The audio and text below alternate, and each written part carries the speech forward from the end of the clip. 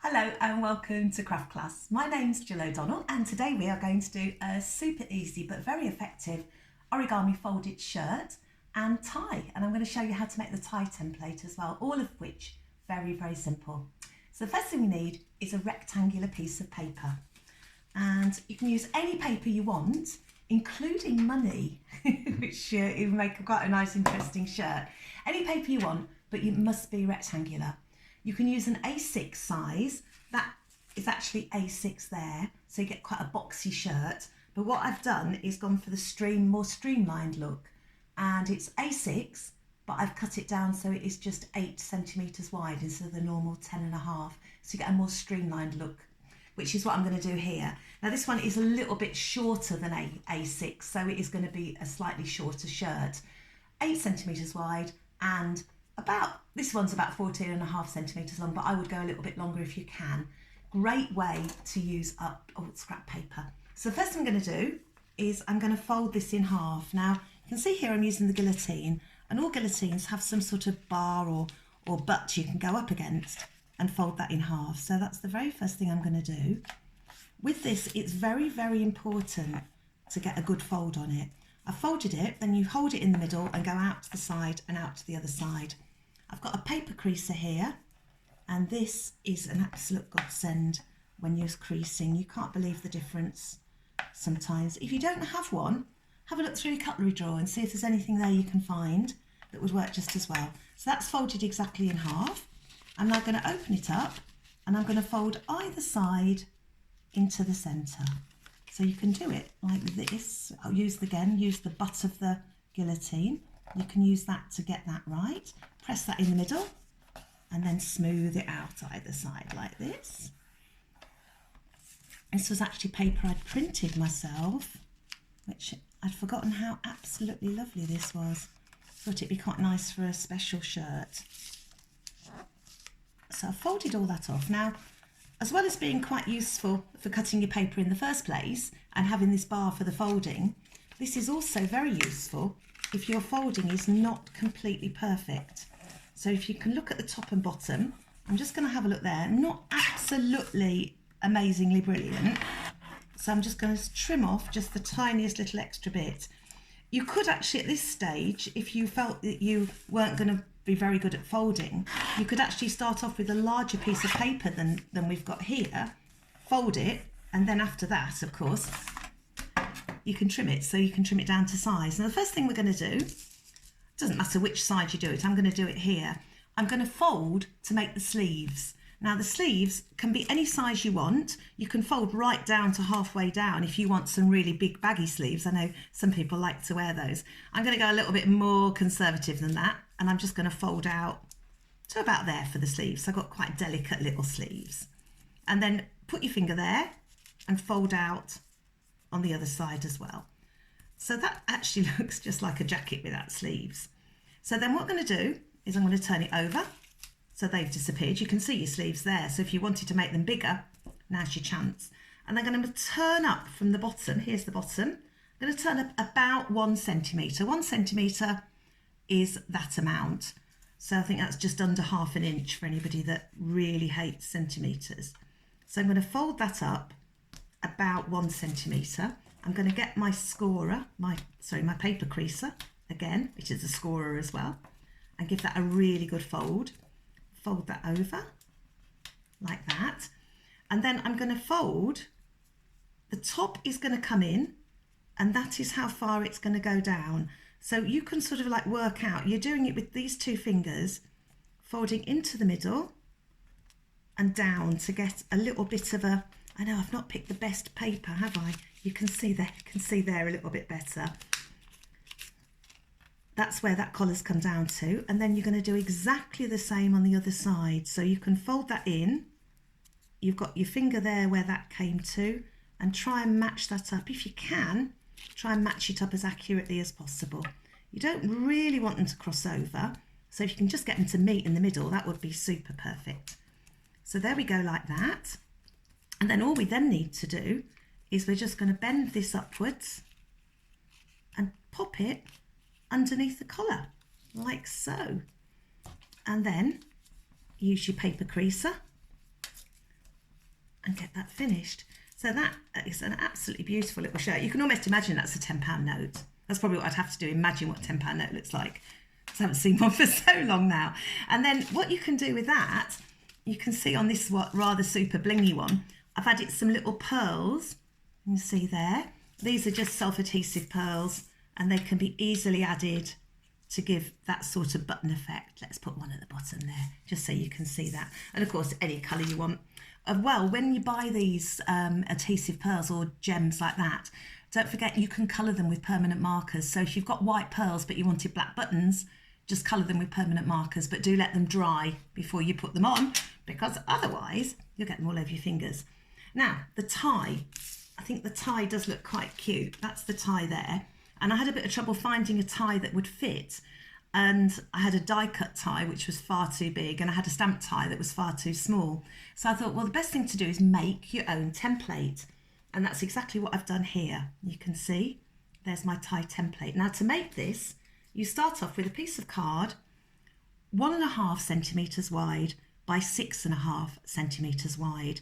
Now this is the size I've designed for this sort of size shirt. If you're doing a much bigger shirt, then obviously get a much bigger tie. But for now, for the method and the principle of it, that's the size that we're going to use. And then what we're going to do, I've got all the instructions here for you. You're going to draw a central line from the top to the bottom. Now this is 1.5 centimetres wide, you can see there. So I'm going to put a pencil line. I've got grown-up pencil today, I don't have my Birmingham City one. God, the Pentel, beautiful Pentel one. So this is going to go at 3/4 of the way, 3/4 of a centimetre across, 0.75 of a centimetre. And do that at the top and again at the bottom. And then you're going to draw a line centrally right through the middle. So that's your first thing. Draw a line, centre line, top to bottom. And then you're going to draw a line across at 1, 2 and 6 centimetres from the top. So here's the top. There's our 6.5 centimetres, so we know we've got this straight. And we're going to draw a line at 1 centimetre, at 2 centimetres, and at 6 centimetres. So the 3 lines there. The first line, all I'm going to do is mark approximately 3 millimetres either side of the centre. This is this first line here. There's the centre, and I've just gone about 3 millimetres either side. What this bit is here is going to be that bit that goes in. So we don't want it to be right in the middle, because otherwise we'd have no tie. We'd just have the bottom bit of the tie. So just about 3 centimetres either side. And then our other 2 lines stay where they are. So the next thing you're going to do is you're just going to snip.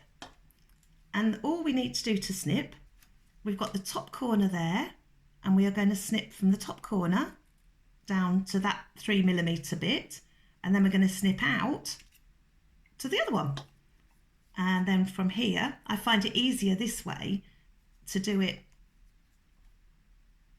Oh, well, actually, I'll do it this way. From there, we're going to cut down to our 3 millimetre bit. You can see there, I've cut from the top corner down to the 3 millimetre, and then I'm just going to turn this to do this one.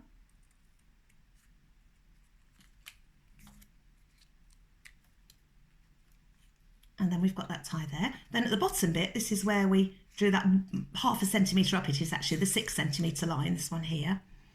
And then all we're going to do with that is we're going to start on the outside and cut down to the middle there at the bottom. It is perfectly all right if you cut this the other way, because that's what I did about 3 times when I first did it. But you are actually trying to get a point at the bottom. But don't worry if you do it wrong, just have another go. That'll be fine. So there is our perfect tie template, which, how simple was that? Then using the 2-way glue, the Sailor 2-way glue, or any of the glues that become, once they are dry, become tacky, and then put it all over the back of your tie template. You can still see it there. That means when you want to actually make your tie, you haven't got to hold it in place. You can just stick it down. What I'm going to do here, I'm going to cheat a little bit, is I'm going to line that up right on the edge of this purple, well, this purple, it's lilac. I'm going to line that right on the edge of the lilac, and then cut there, cut there. Oh, what? Yeah, this is what I always tell people not to do. What am I like? Do what I do, don't do what I say. Naughty me. Then you draw around it with a pencil. That way you don't cut into your own template, which I should have done. So you draw around your tie shape with a pencil and then you cut it out. I've just used a plain lilac card here, but you can do all sorts with this. You can use beautiful pattern papers. You can do plain and stamp them up. You can do all sorts of things. You could do plain like this. I haven't got them with me, but it'd be quite nice if you edged this in Pro Markers or Copics to give it a bit of shading on the side. I might just do a little bit of pencil there. So I've got my pencil with me. But probably would be a lot better with the lilac colour. And then the shirt we made earlier, what I'm going to do is just pop this on with a bit of, this is just very narrow foam tape, so it gives it a little bit of a boost. If you wanted to, what I've done on this one, you can see the top bit looks a little bit more exciting, is you can just cut the top bit out again as well. So let me just try that there like that. And then we're just going to go like that, and come down like that. Snip in, snip out, snip in, snip out, and then I might just fold that over. So I've got a nice fold at the bottom there, trim off any bits I don't want. And then I'm going to use a little tiny bit of this foam tape, 3D craft tape, foam tape, whatever you want to call it. I'm sure there's lots of names for it. Thinking as well, while we're doing this, all the lovely ideas you can have. You can obviously use it for scrapbook pages or cards. That would be like a go-to thing to do. But you can also use it for like a gift tag as well, which would be lovely. The other thing as well with this, the thinner the paper, the easier it is to fold. So you might have some absolutely beautiful paper that is really thick, and you can use it, but you will find you've got your work cut out for doing that. So there is our finished shirt. So that's our origami folded shirt. Just to refresh your memory, any rectangular piece of paper, preferably the thinner the better. Wrapping paper, perfect for it. You could even use money for it, whatever you wanted to do. And then to make your tie template, you've got your card cut to the right size and snipped, and then you can use that over and over again. Thank you very much for watching, and I hope to see you soon. Bye bye.